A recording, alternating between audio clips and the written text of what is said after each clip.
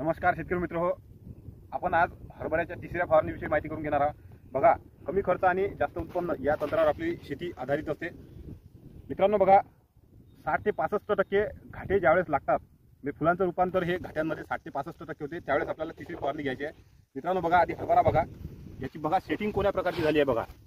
आता याला सगळे घाटे आहेत हे बघा, आणि यामधलं सगळ्यात महत्त्वाचं आपल्याला असं आहे की हे जे अंतर आहे आपल्या घाट्यांचं हे बघा फार जवळ लागलेलं आहे. मित्रांनो बघा, कोणत्याही हरभऱ्याच्या एका शाखेला कमीत जास्त 7च गाठे लागलेले असतात. बघा, यामध्ये 1 2 3 4 5 6 7 हे बघा, आणि याला कमीत कमी 9 10 आणि 11. बघा मित्रांनो, एका शाखेला तुम्ही सहज जर कोणाच्या दुसऱ्या जर शेतात गेले तर तुम्हाला 7 घाटे जास्तीत जास्त लागताना दिसतील. म्हणजे 60 ते 65% घाटे किंवा म्हणजे फुलांचं घाट्यात रूपांतर झालं तर तुम्हाला 4-5 घाटे दिसतील आणि 2 ते 3 फुलं लागलेले असे दिसतील तुम्हाला. पण आपल्या यामध्ये 7 घाटे झालेले आहेत, 7 ते 8 घाटे झाले आहेत आणि 3 ते 4 हे फुलं लागलेले आहेत. म्हणजे आपल्या शाखेचं जे आहे हे वाढ फार नियंत्रित आहे.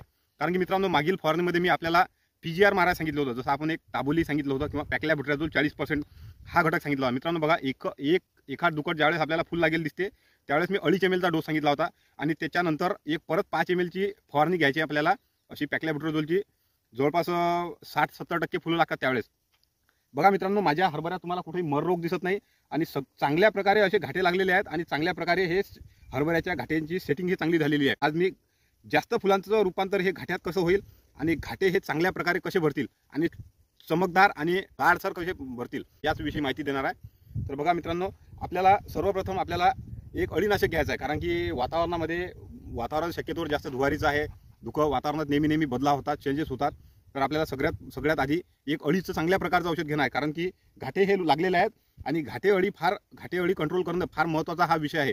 तर आपल्याला सगळ्यात आधी नुकसान करणारं आपलं जे आहे तर घाटे अळी आहे किंवा म्हणजे अळी आहे. आणि दुसरं असं आहे की वातावरणात बदल झाला म्हणजे आपल्या शेतात हरभऱ्यावर बुरशीजन्य रोगांचा प्रादुर्भाव होतो. तर मित्रांनो, आपल्याला सगळ्यात आधी या 2 रोगांवर आपल्याला अतिशय आवश्यक काळजी घेणं आहे. तर आपण आधी अळीविषयी मी माहिती सांगणार आहे. मित्रांनो बघा, आपल्याला अळीचं जर औषध घ्यायचं असलं तर तुम्ही कोणतंही घ्यायचं असं काही नाही म्हणणं, जे स्वस्त मिळेल ते. पण माझं असं म्हणणं आहे की शक्यतोवर घाटे लागल्यानंतर आपल्याला दीर्घकालीन अळीचा उपाय करणं असते.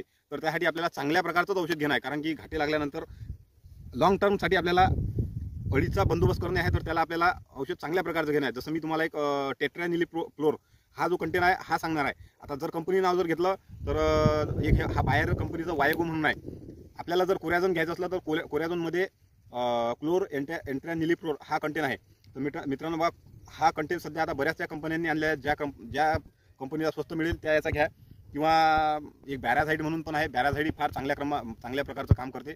आपल्याला इमामेक्टिन बेन्झोइड आहे आणि यासोबत आपल्याला एक गॅस पॉयझन जसं क्लोरोपायरिपास प्लस सायपरमेथ्रिन, जसं पांडा सुपर झालं किंवा बऱ्याचशा प्रकारचे क्लोरोपायरिपास 50% प्लस सायपरमेथ्रिन असं 55% वाला कॉम्बिनेशन मिळते, आपल्याला हे घ्यायचं आहे. तर मित्रांनो बघा, कोरॅझोन घेताना आपल्याला चार्जिंगचे जे पंप असतात ते आपल्याला एकरी कमीत कमी 7 ते 8. मित्रांनो बघा, आपलं नेहमी एक वाक्य आहे, म्हणजे औषध कमी आणि जास्त पाणी हा एक उपाय. म्हणजे मी नेहमी हे सांगत असतो, म्हणजे आपल्याला पाण्याचं प्रमाण हे जास्त फवारणी करायचं आहे. औषधीची मात्रा हे आपल्याला एकरी जो डोस आहे त्या हिशोबानेच आपल्याला ठेवायचं असते. आपलं पाणी जेवढं झाडावर जास्त शिंपडल्या जाणार तेवढा त्याचा आपल्याला औषधीचा जो प्रभाव आहे हा कायम दिसेल आणि चांगल्या प्रकारचा उत्तम रिझल्ट येतील. मित्रांनो, आपल्याला कोरॅझोन घ्यायचा किंवा वायगो घ्यायचा आहे. वायगो जर घेतला आपण तर लॉंग टर्मसाठी आहे. म्हणजे तुमचं एका फवारणीत भरपूर दिवस 20 ते 22 दिवस रिझल्ट राहतात. आपल्याला वायगो जर घेतलं तर 10 ml घ्यायचा आहे. कोरॅझोन जर घेतलं तर 8 ml प्रतिपंप घ्यायचा आहे. आणि जर बॅराझाईड घेतलं तर 40 ml चा डोस येते. आणि इमामेक्टिन बेन्झोएट 10 ग्रॅम प्रतिपंप आणि त्यासोबत क्लोरोपायरिपास सायपरमेथ्रिन हे 40 ml प्रतिपंप असं कॉम्बिनेशनमध्ये घ्यायचं आहे. मित्रांनो, हा झाला अळीसाठी उपाय. आणि आपल्याला सगळ्यात महत्त्वाचा म्हणजे बुरशीजन्य रोग किंवा वातावरणातील किंवा धुरी म्हटले जाते, वातावरणातील बदल जे आहेत यामुळे बऱ्याचशा गोष्टी आपल्या हरभऱ्याला जे फुलं लागतात किंवा घाटे असतात हे घाटे लागतात आणि हे पोचट होतात, म्हणजे भरतच नाहीत. तर किंवा मग फुलं जे आहेत हे जळतात. मित्रांनो, आपल्याला यासाठी चांगल्या प्रकारचाच बुरशीनाशक घ्यायचा आहे. जसं मी रिकमेंडेड म्हणजे मी शक्यतोवर सांगतो, एक प्रायझर घ्या BASF कंपनीचा किंवा बायर कंपनी नेटिव्ह घ्या. बायरचं नेटिव्ह जे आहे हे पर पंप 10 ग्रॅम आहे आणि BASFचं प्रायझर आहे हे पण 8-9 ml घ्यावं लागते. तर आपण या दोनपैकी एक शक्यतोवर या स्टेजला चांगल्या प्रकारचंच बुरशीनाशक घ्या. कारण की अवकाळी पाऊस झाला होता आणि हवामान खात्याने सांगितलं आहे की जानेवारी ते मार्चपर्यंत भरपूर पावसाचं प्रमाण हे जास्त राहील, अवकाळीचं प्रमाण हे जास्त राहील. तर मित्रांनो, ह्या 2 गोष्टी झाल्या. आपल्या घाट्याचं वजन हे कसं वाढेल, दाणे कसे परिपक्व जास्त प्रकारे होतील, चमकदार होतील, यासाठी एक उपाय आहे. तर मित्रांनो बघा, आता काही फुलं आहेत आणि काही घाटे आहेत. तर याला आपल्याला एक विद्राव्य घ्यायचं आहे, जसं 13-0-45 आहे. समजा जर फुलं जर असतील तुमच्या हरभऱ्यात, समजा 25-30% जर फुलं असतील तर आपल्याला एक 0-52-34 म्हणून एक हे पण खत आहे.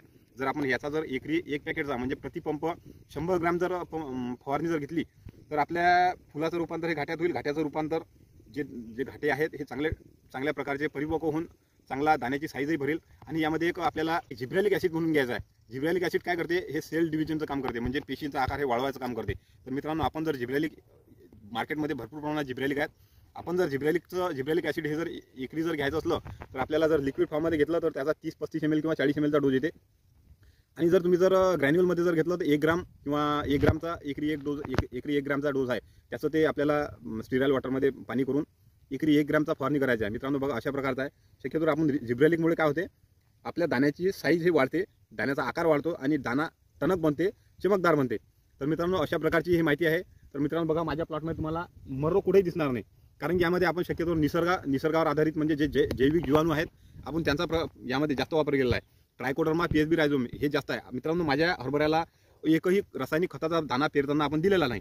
त्यामुळे हा बघा, हा प्लॉट मागच्या वेळेस आपण व्हिडिओ जे शूटिंग केली आपण त्या साईडला केली होती आणि मुद्दाम यावेळेस म्हटलं यावेळेस इकडून करा, म्हणजे जेणेकरून आपला हरभरा प्लॉट आहे हा दोन्हीकडून दिसेल. मित्रांनो बघा, असं सगळं आहे. मित्रांनो, सतीश घुंगड ॲग्रीटेक या यूट्यूब चॅनलमध्ये आम्ही नवीन काहीतरी आयडिया किंवा नवीन काही विशेष माहिती आणतो.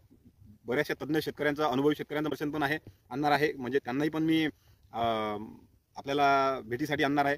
तर बघा, अशा नवीन ज्या आयडिया आहेत किंवा माहिती आहेत, जर आपल्याला जर खरोखर प्राप्त म्हणजे माझ्या माहिती आपल्याला मिळायला पाहिजे, यासाठी चॅनलला सबस्क्राईब करा, व्हिडिओ आवडल्यास लाईक करा आणि व्हिडिओ शेअर. नमस्कार, धन्यवाद.